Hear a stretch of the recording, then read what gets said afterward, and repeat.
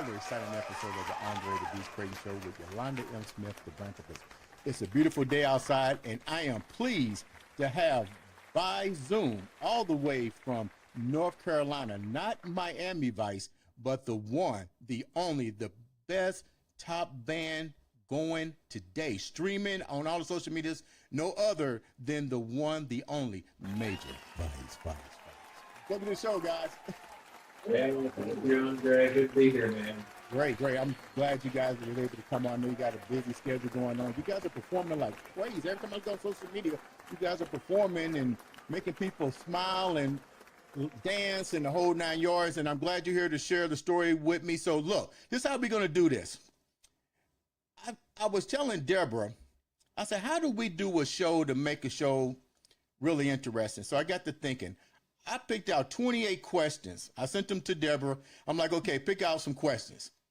Because I looked at all 28, and trust me, they were all great questions. So she picked out 8. We're going to address 8 questions today with the one, the only group of the century, Major Vice. So we're going to start out first with an introduction to each one of the Major Vice's band ensemble. So let's start with the drummer, because I know the drummer. He looks like a drummer. Hey, my name's Mike Ruffleski. I am the drummer of Major Vice. And here's my next guy. Yeah, I'm John Andrew, that is, and I am bass player. And we know who's this lady. I'm Deborah Riley, I'm the singer. And the next guy. I'm Monty Carroll. I play keyboard. We got Bill Hood, guitarist, and backup vocals. Right. So before I ask the questions, what I'm gonna do is I'm gonna start with the drummer. Tell me a little bit about yourself and how you got into the band, a little bit about just who you are in general. Oh, okay. I have started with Major Vice 3 years ago. 3 years ago. During maybe right before COVID, and I've been drumming ever since. We actually played through pretty much regularly through COVID. Really? I've been playing drums since I've been 7, 8 years old, and just love what I do here. Love playing with the band. These guys are great people. They're all my friends. Other than being these fellow musicians, we're friends as well. So very enjoyable. That sounds like wonderful. Next guy, tell me what's going on. Hey, I'm John. Again, I'm the bass player, and I founded the band. I'm the only original member. Over the years, it's been through a lot of changes. The band started in December of 2012, and I've been keeping it going, through the years with various personnel that have had to leave the band for, family or personal reasons. But me personally, I started off as a kid like everybody in school band playing the old saxophone, and just stuck with it ever from there. You got a lot in common. I played the bass and the sax. I started out just like you, so we're going to definitely go with you. Deborah, tell me about you, like we already don't know. I started singing with Major Vice about a little over a year ago. I'm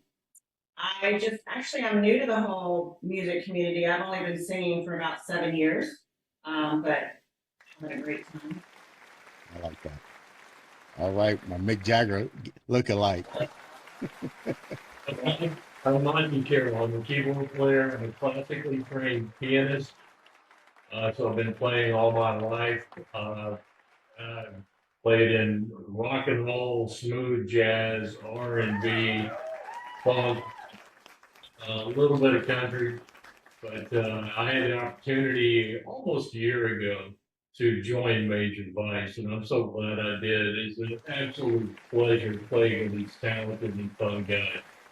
Sounds like a man. I like that. Last but not least. The guitar player on left. Joined the band, I guess, 3.5 or so years ago, right before the pandemic. Again, great people to work with and to be with and be on stage with and to be a part of something that's so exciting. Both we put the work into it, don't get me wrong, it's so exciting to have just this natural flow between us when we're playing. And that and the audience, the electricity that we get back and forth with those guys just makes it such a pleasure. I got to back up and tell you that I started playing drums when I was about 9 years old. Uh-huh. Played drums until I was about 15, and I figured out at one point, the drummer's always at the back of the stage. The guitar player's at the front of the stage where the girls are. I want to play guitar. And then you play with guys like this beast over here that love life. So. You couldn't use the band DJ. So what I'm going to do is I'm going to start out with the question and the answers. This is like a Jeopardy show. So we're going to start with the first one. And the first question, either anybody can answer this or all of you guys can answer it. No, it's going to my man, the bass and the sax player. What is the story behind the band? Well, as mine says, most of us have been in and out of bands for years, and so when I relocated here, the first thing I did was hit the ground running, looking for bandmates and a new project, and so I reached out to local venues, other bands, went out to see them play. And that's how Major Vice kind of originated, just through the local community. There's a really great community here, and we're really glad to be part of that. And so the Major Vice story is just really a small ripple in a big pond of music here in Raleigh. So You said you landed in Raleigh. Where were you originally from, and were you involved in the band previously? Oh yeah, I grew up near Cleveland, Ohio, and I've been in and out of a lot of bands, rock bands, jazz band. I played in a playhouse and some pit bands for various shows. So I'm pretty much not a lot of country. I think Monty's maybe the country, but yeah. What part of Cleveland? What part of Cleveland area? What areas of Cleveland? East side of Cleveland, Willoughby, Mentor. Yeah. Okay, I lived in Avon Lake.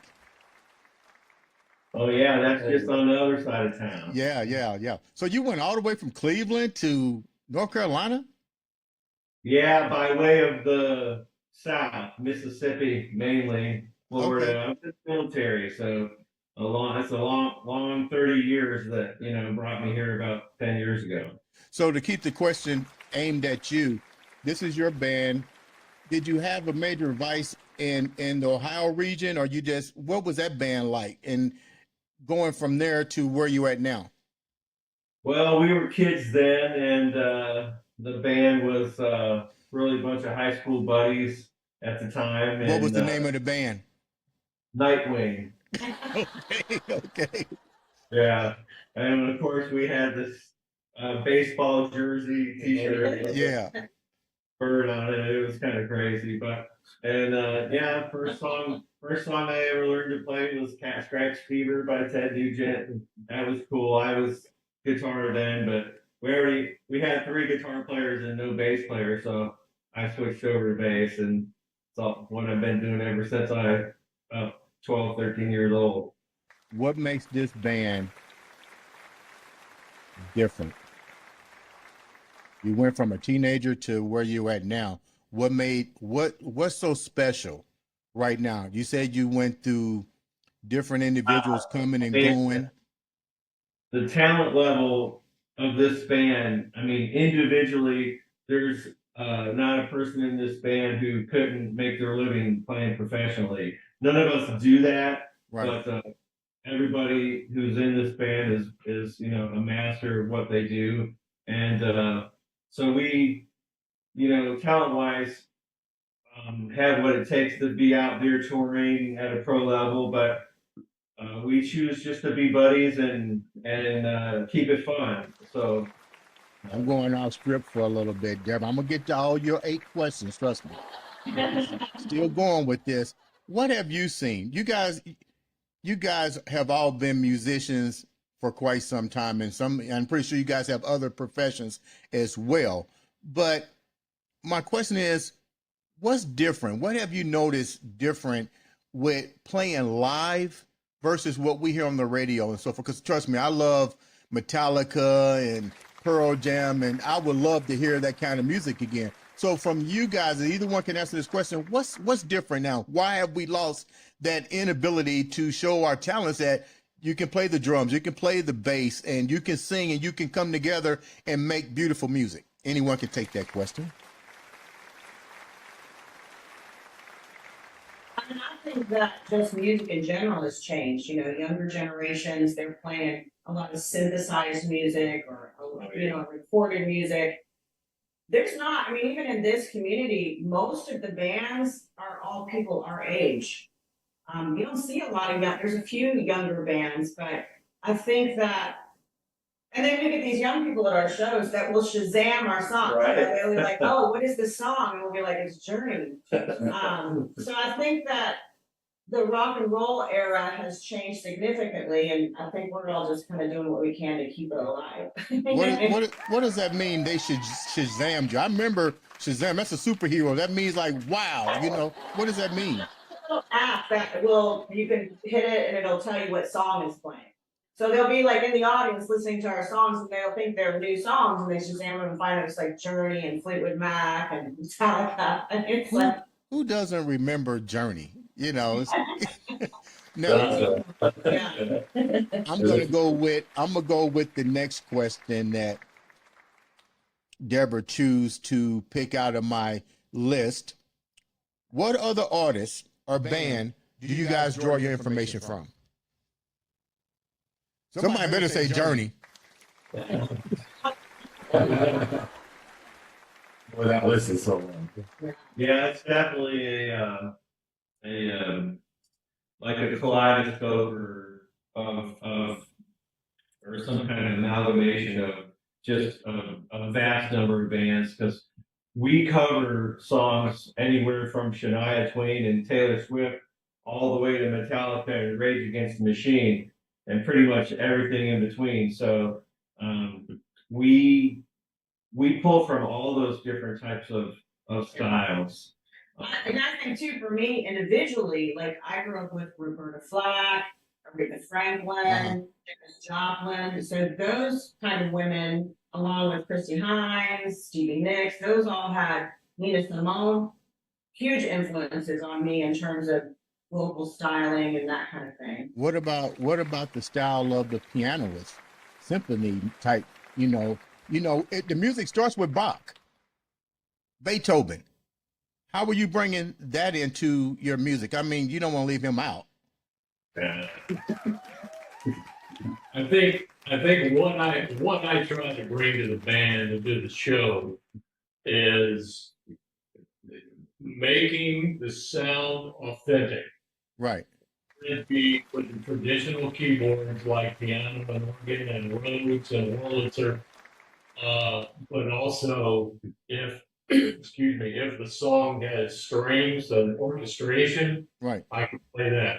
If the song has marimba, for instance, or whatever, I have those patches on my keyboards that I can bring and make the sound as authentic to the original recording as possible, and the audience will appreciate that.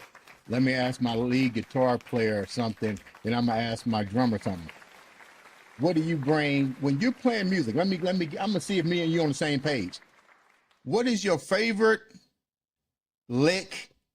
I hope that it's the same person I'm thinking. When you're playing that guitar and you're up there, Jimi Hendrix got his little thing that he does, Boosie got his little signature call. What signature call do you like out of the musicians that play that particular electric guitar? So when I was coming up, this is middle of high school, right? Yeah. Kind of that. A lot of Stones. Okay. Smith, Jeff Beck, Larry Carlson. Some of these guys were unattainable for me at the time, but I appreciated so much what they did. I would pick up all their bits and pieces that I could do. Kind of amalgam them together to hopefully bring something new to the table. So it's an influence of all of them together. Right. But I haven't had formal training. Didn't go to Berkeley or GIT, any of the schools for it. So hopefully what I bring is something, a little bit of each one of those players that I picked up along the way and can bring some of that originality, meshing them together. Do you bring in that Peter Frampton funk to the table? They're good players. They recent influences. One more recent influence for me is Bela Fleck. Yeah, Those guys. yeah, So different in how they approach music. It's not just about what they play, it's sometimes about what they don't play, right. or what they play. And that's so much fun for the musicians in us. Don't get me wrong, everything we do is a challenge. We work hard to get it to an original sound, to get it to really represent well. Right. It's covered what we got to do. But we pay as much attention to what we don't play as what we do play.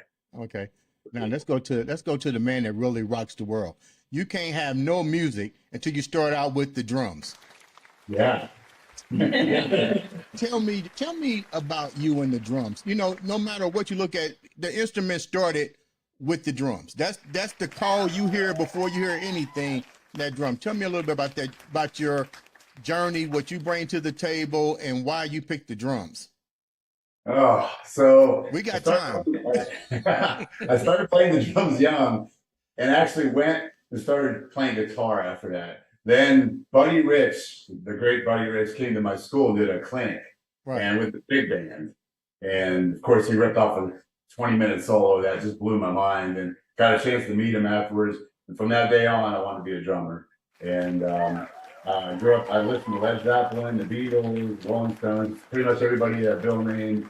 And I just try to draw a little bit from every one of those drummers. And really, it just comes down to what I think I bring to the band is drive, power, attitude, and I try just to accompany the music the best I can without overplaying, and so once again, all my influences were very musical and very hard driving drummers, and those are the guys that I really looked up to. And I also love the prog rock drummers, Neil Peart and Mike Portnoy, everybody, but I still, I love the guys that just, that lay it down and What put do it on. what do you think about not the Led Zeppelin? What do you think about the Def Leppard drummer? Oh, Rick Allen was amazing. I mean, he was an amazing drummer before he lost his arm. He's still an amazing drummer. I gotta give it to him for drive. He's actually, every time I have an injury, because I play a lot of sports and lift weights, and I always go, you know what? If this guy could do it with one arm, I could do it with this injury. You know what I mean? That's the way Rick Allen is, believe it or not, is a huge influence because of that. I mean, that guy, I love that. Somebody that keeps, persisting and doing what he wants to do. He loves to play the drums, and that's what he kept doing. So I love that. Miss Deborah Rowley, Yes. the queen of the voices. You guys saw something in her. I'm going off script a little bit.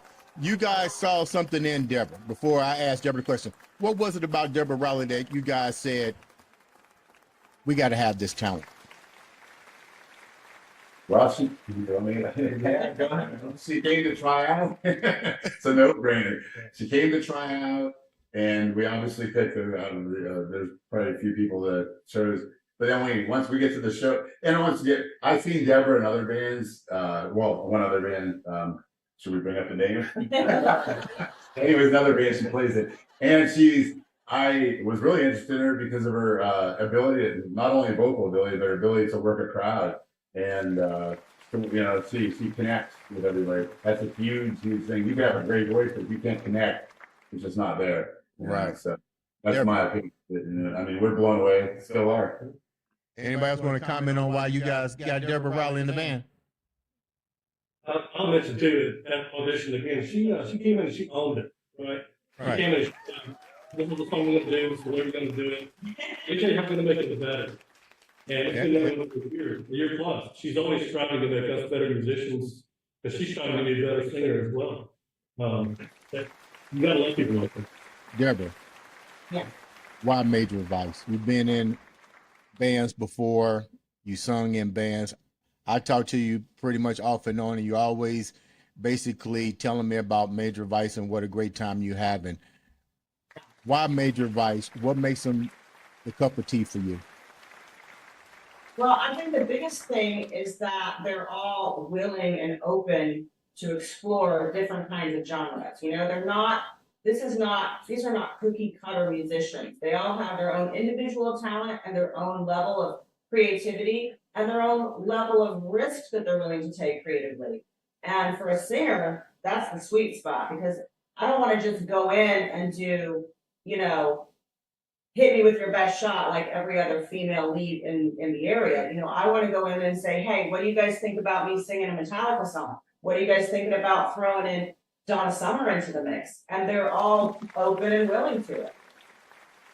That is like too deep. Now, let me go to the next question. The next question for $500. Okay.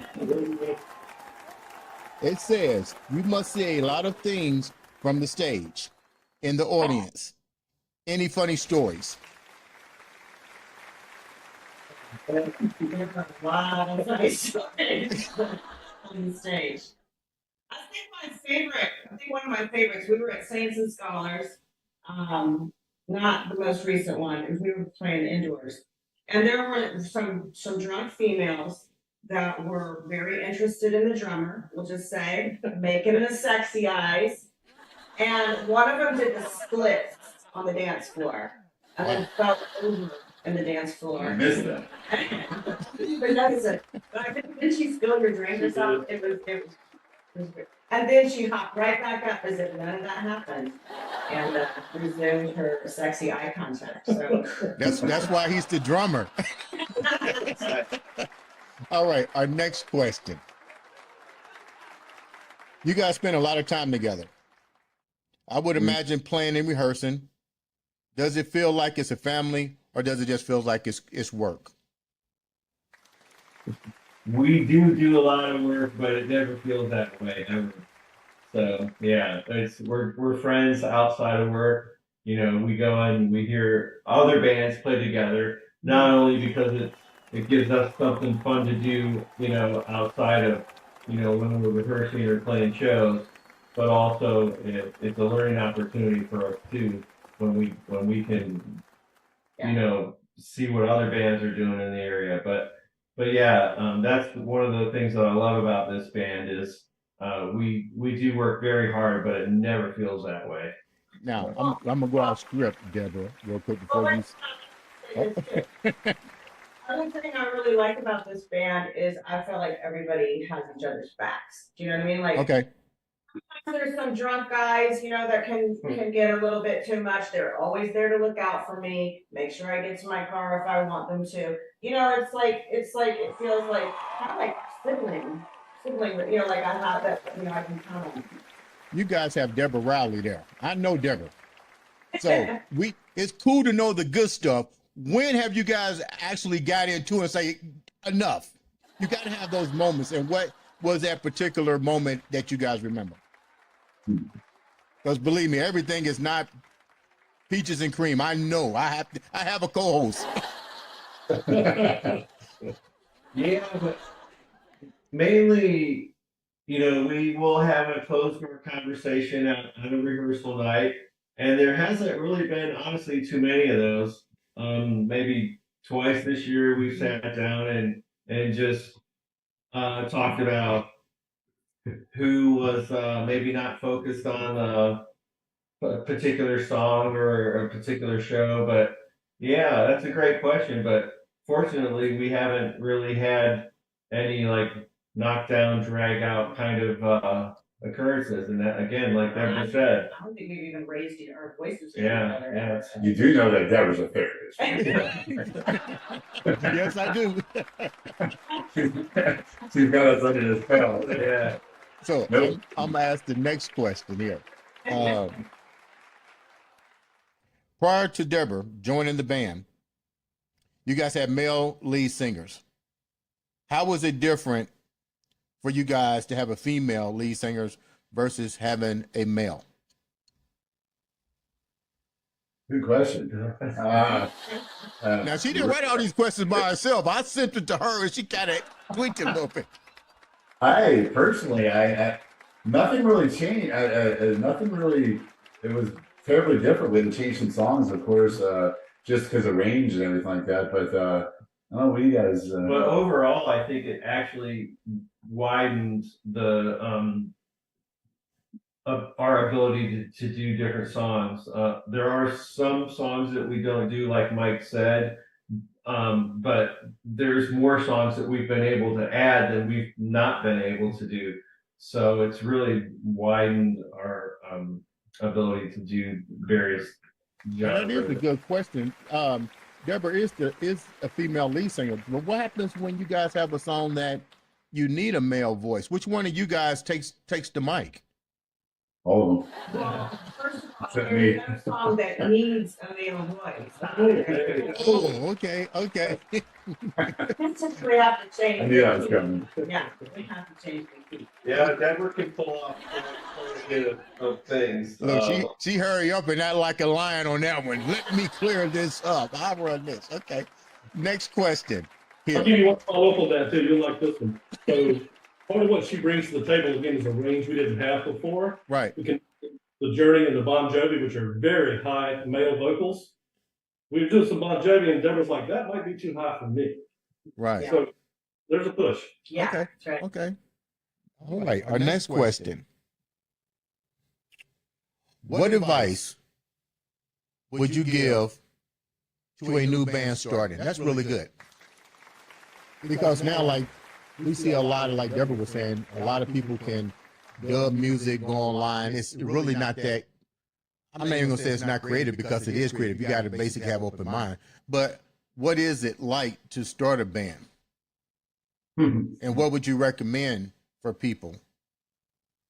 We got all. You guys know that? There's a lot of answers to that question. There's, Obviously, go see as many other bands as you possibly can. Look and listen to what they're doing, and play. Never. It doesn't matter if you. I've played shows for literally two people. My wife and the drummer's wife. We did an entire show as if there was 2,000 people there, and there was only two. And so I would say never miss an opportunity to play, because you're always going to be able to learn something from every event. Now, you did say something. Promote. You did say something I thought was real interesting. I like how you said that. You went and did your homework. So you're going out and you're looking at other bands. What are you looking for when you're doing your scouting? Well, obviously, we're looking to see what the crowd responds to, whether it's the song itself, a particular behavior that the people may have on stage, or the lighting. I mean, there's people. Their experience is not just what they're hearing, the vocals, Right. or the guitar riff.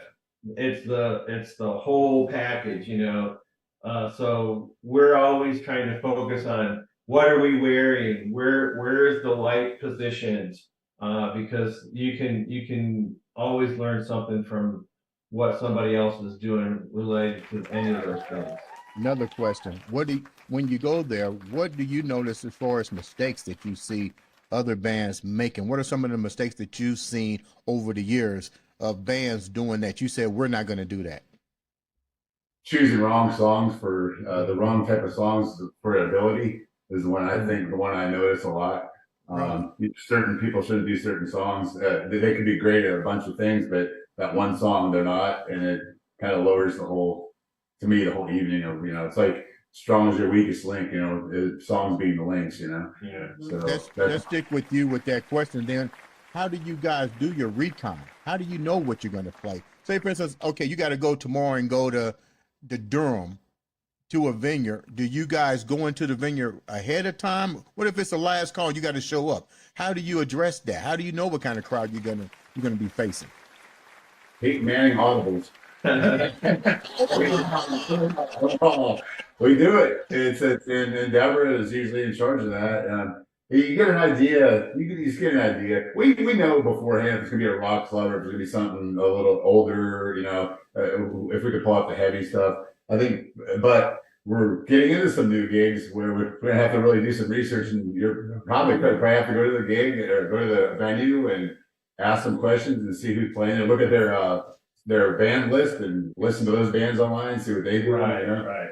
I think one thing too that's important that we have the fortunate position to do because of the talent in this band. If I'm reading the crowd and I'm like, okay, like we just had this happen at the beach last week when we performed. I wanted to do a female song. I jumped out of the set list. I said, let's just do this song right now. And they all have the talent that they're like, okay, we'll just switch it up. We'll do it right now. And then we were able to sort of speak to the crowd in that moment. What made you notice to switch that song up? What was it? What kind of signals were given to you that you saw it? There were some single women that were trying to come out on the dance floor, and I knew that Shania Twain would bring them out. And so I said, Shania Twain. And it did. Yeah. Okay, let me get my next question. We're almost done with the question and answers. So, what is the best and the worst thing about being in a successful band? Heck, I can answer that question. I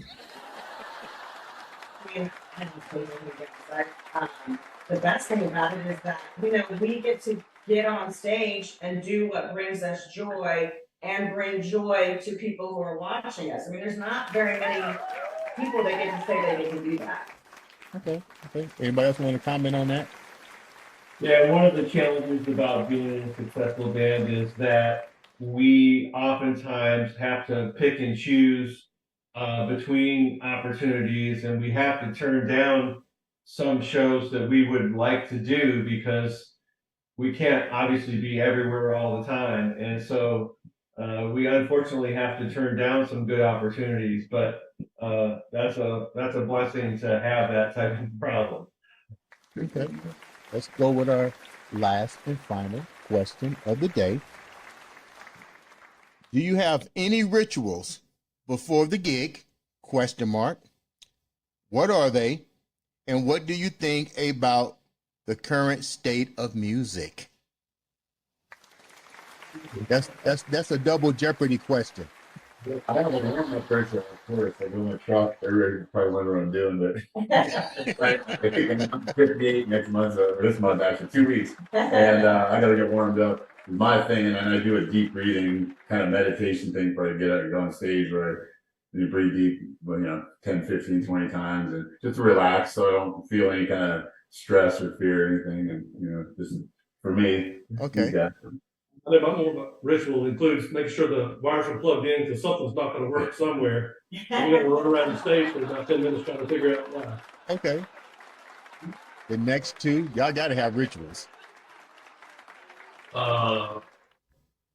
Like Bill, just double check the connections, make sure the iPad is working correctly and the pedals are working, the volume is set properly on the keyboards and that sort of thing.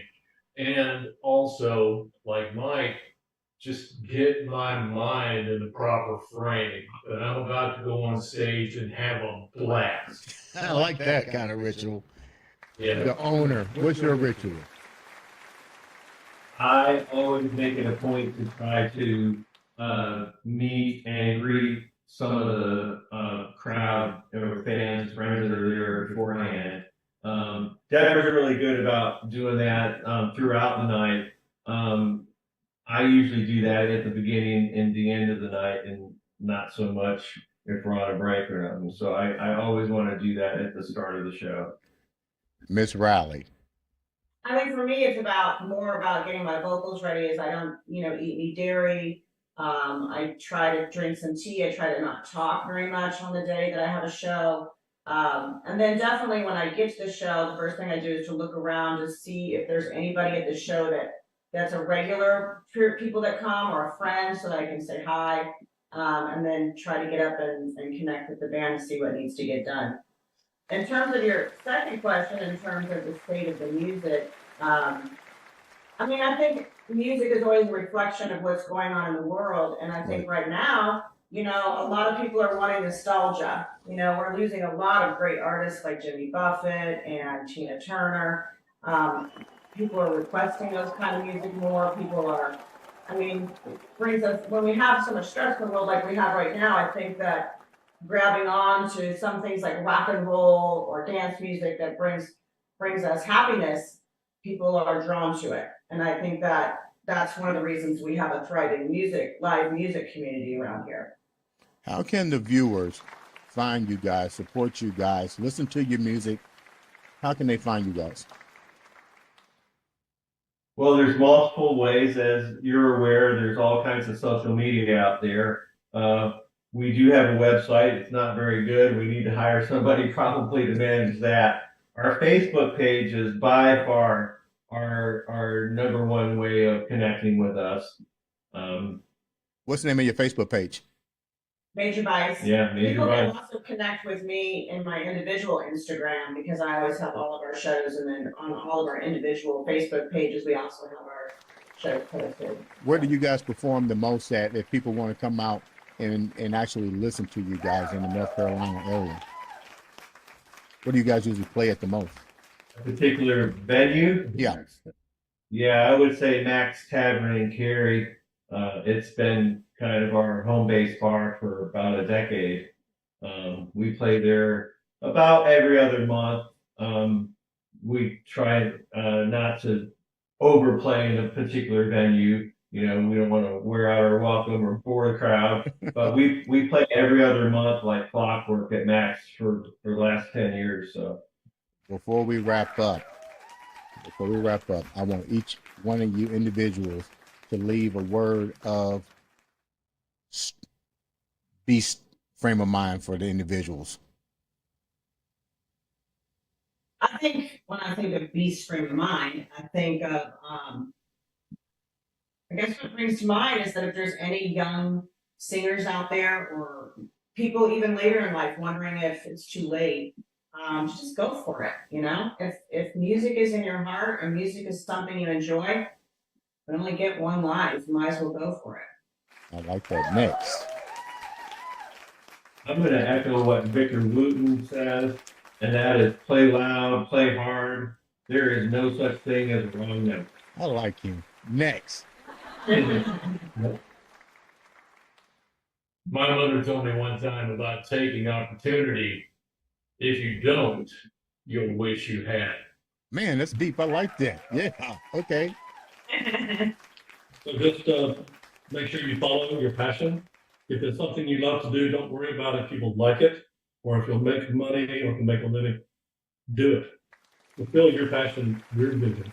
Okay. Last but not least, the man with the sticks in his hand, the drum. Work hard and play hard.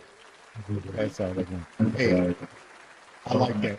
Guys, check this out. I'm greatly honored that you guys took the day to come and share your story with Andre The Beast Crayton Show.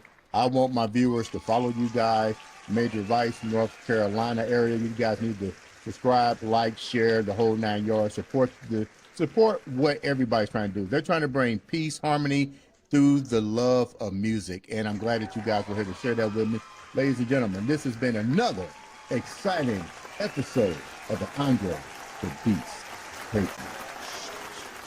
Thank you.